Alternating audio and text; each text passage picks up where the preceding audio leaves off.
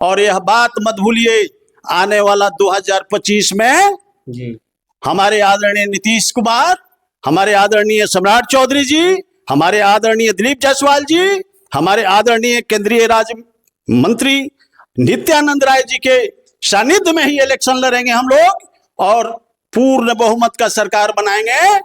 और आपका 2010 में जो आया था सीट 21 को, उसी सीट पर आप लोग सिमट कर रह जाइएगा।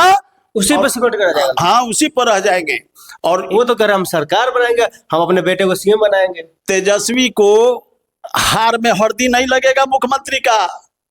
और कोई यादव है ही नहीं होगा उनके नजर में। अरे भाई, और कोई मुस्लिम है ही नहीं जो सीएम प्रोजेक्ट कर सके। ऐसा है, वो तो अपने जीवन काल में जी न तो किसी जदू वंश के बेटा को माना और नहीं तो कोई मुसलमान भाई का बेटा के माना।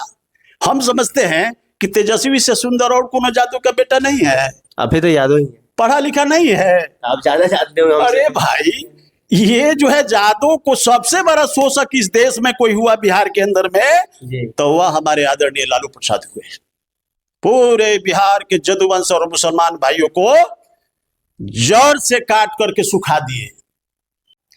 पाटलिपुत्रा की सांसद मीसा भारती जी ने सम्राट चौधरी जी को लेकर एक ऐसा बयान दिया है जो कि चर्चा का विषय बन गया। उसी बयान ऐसा है कि पाटलिपुत्रा की सांसद महोदया हमारी बहन मीसा भारती जी ने एक वर्ड दिया कि हमारे पिताजी जीवन में बहुत बड़ी गलती कर दिए कि सम्राट चौधरी जी के कम उम्र में नेता और विधायक बना दिए। मीसा जी, इस बात को समझिए, सम्राट चौधरी जी बिहार का विराट चौधरी सम्राट है। हमारा बीजेपी का डायनामिक पर्सनालिटी आदरणीय सम्राट चौधरी जी हैं, जो पूरे बिहार पर भ्रमण कर करके सारे गरीब को, दलित को, हमारे मुसलमान भाई को, जदुवंश को न्याय दिलाने का काम कर रहे हैं।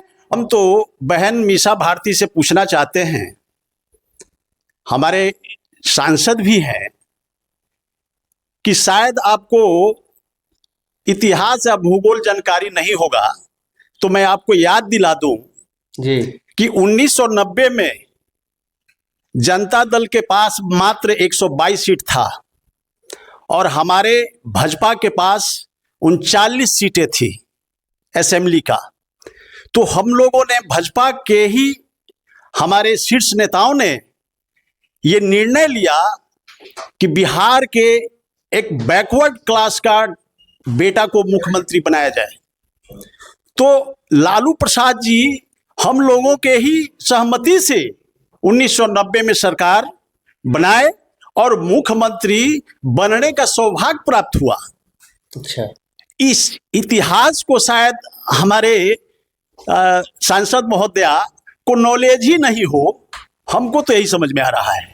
अब रही बात 1990 के बाद 1995 में जिस कांग्रेस के हाफिज कॉलेज के तोड़ करके वो गए थे, तो पुनः उसी हाफिज कॉलेज कांग्रेस में जो है जा करके प्रिंसिपल बन गए और पूरे बिहार के जदुवंश प्रतिभाशाली युवाओं का और पूरे मुसलमान भाइयों का अरमान को खिलौना बना करके उसी कांग्रेस के गोद में पुनः जाकर के खेलना स्टार्ट कर दिए और पूरे देश के अंदर में महागठबंधन की सरकार बना रहे हैं। यह बात जो है हम आदरणीय मीसा बहन से पूछना चाहता हूं कि आपके पिताजी ने यदि गलती किया तो ड्यू टू भाजपा यदि नहीं होता तो आपके पिताजी मुख्यमंत्री नहीं बनते और आज जो है आप एक अन्य मार्ग में रहने का सौभाग्य प्राप्त नहीं होता।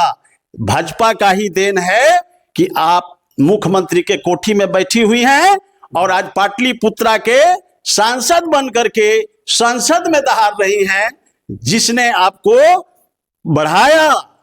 ये दुर्भाग्यपूर्ण बात है। 34 वर्ष शासन किए और अपने जो है ना हर बच्चा को 10-10 हजार करोड़ का एम्पायर खड़ा कर दिए और एम्पायर खड़ा करके मालामाल हो करके आज लोगों के बीच जाकर के गमछी हिलाते हैं कि भाजपा को हटाओ। अरे भाजपा हटे वाला हो, भाजपा पूरा विश्व की सबसे बड़ी पार्टी है।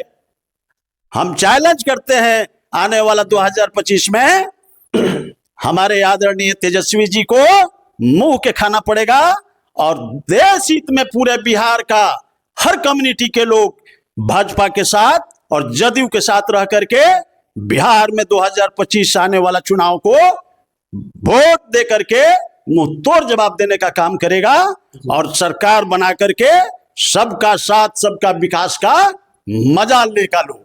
चलिए, हमारे साथ भूपेंद्र यादव जी हैं और आप सुन रहे थे ना, ये इनका अपना ये निजी विचार है। और एक और बात देखिए, राजनीति में कुछ भी अस्थायी नहीं होता है, कुछ भी जो है परमानेंट नहीं होता है, बदलती रहती है चीजें। लेकिन सोचते हैं आप इस वीडियो के बारे में, कमेंट करें। देखते रहिए सूर्य टाइम। जय हिंद।